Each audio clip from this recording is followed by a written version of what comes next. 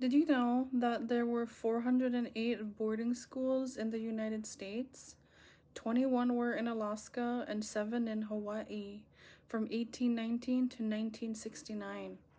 That was only 56 years ago. There are people who are alive today who went there. I know for sure my grandma went there too. She was born in the 1920s and she died just 9 years ago. How did boarding schools come about? So they came about from the doctrine of discovery, from white Christian nationalists. They wanted to, quote, kill the Indian, save the man, end quote. Deb Holland did an investigation a few years ago, and the schools used militarized and identity alteration methodologies on the kids and forced manual labor. It was in the days when marshals flew around to villages and threatened to put your parents in jail if you didn't go to school. Max Dolchik, his wife Lisa, and Bob Cheney are activists in the Native wellness movement. They believe boarding school trauma still lingers. It brings shame. It brings a lot of shame. And then it gets passed on, and it can just go on and on. As a therapist, Bob Cheney has heard many stories like Max's. Was I sexually abused? Yes. But it was the verbal abuse at the Wrangell Institute that shamed him the most. People like to utilize the term, and it has to do with sticks and stones may break my bones, but words will never hurt me. It's a lie.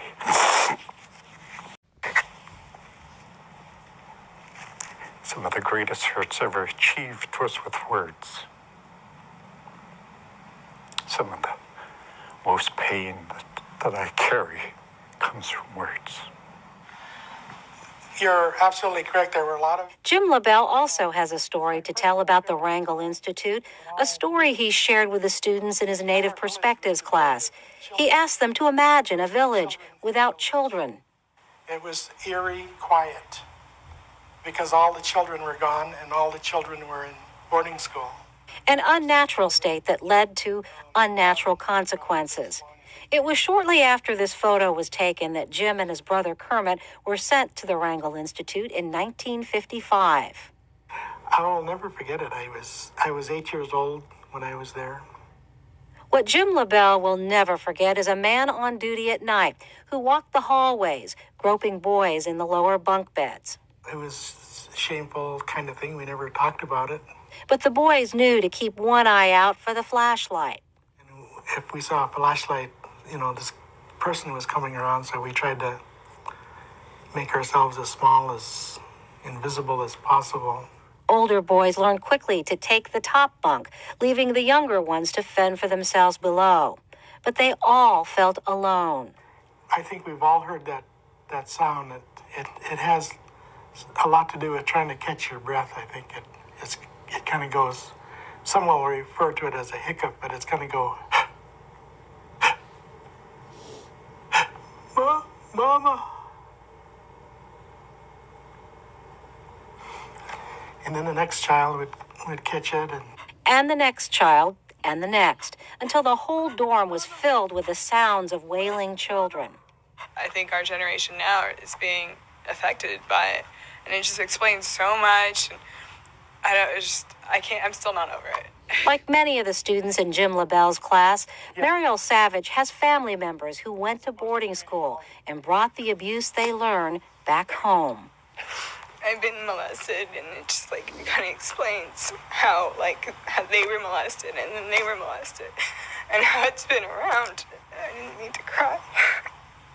Say uppa, say uppa. Now that he's an uppa, a grandfather, Jim LaBelle wants to leave behind a legacy of hope and understanding. He's been researching the impact of boarding schools on Alaska Natives, looking at how Bureau of Indian Affairs policies carried out at the Wrangell Institute stripped students of their sense of self. I can't believe I did this. And for years, he was too ashamed to talk about how he proposed to his wife, Susan, shortly after she graduated from the Mount Edgecombe boarding school. When I asked her, I used these words. What do you think the BIA would say if we got married? And I strongly believed that they had to have some kind of approval. I think that just demonstrates how institutionalized I was after spending all those years in the BIA. I'll go home from here. As for Max Dolchik, he's ready to let go of the shame that never was his to begin with and write a new storyline about perseverance. Has to do with everything you can read in the Book of the Month Club, in the bestsellers. It isn't only pain. We don't only wallow in pain. We leap for joy. It's just that we've never had an opportunity to tell it.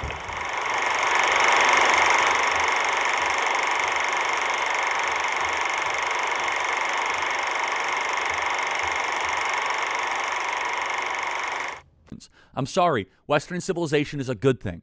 I'm glad our ancestors came here, and I'm proud of what they built.